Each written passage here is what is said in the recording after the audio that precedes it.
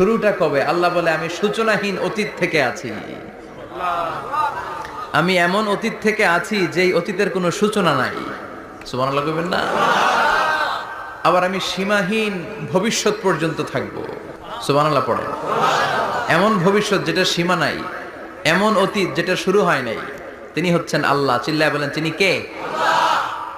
এজন্য আমরা বলি রাদিতু বিল্লাহি রাব্বা, রব হিসেবে আল্লাহ তোমারে পেয়ে আমরা খুশি।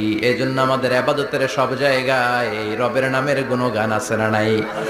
আমরা যখন রুকুতে যাই আমরা পড়ি সুবহানা রাব্বিয়াল, আবার যখন আমরা সিজদায় যাই আমরা পড়ি সুবহানা রাব্বিয়াল আ'লা। রুকুতে গেলে সুবহানা রাব্বিয়াল আযীম, আবার যখন সিজদায় যাই তখন আমরা পড়ি সুবহানা রাব্বিয়াল আ'লা। আবার কবরের জীবন যখন আমরা শুরু করে দিব, কবরের প্রথম প্রশ্ন হবে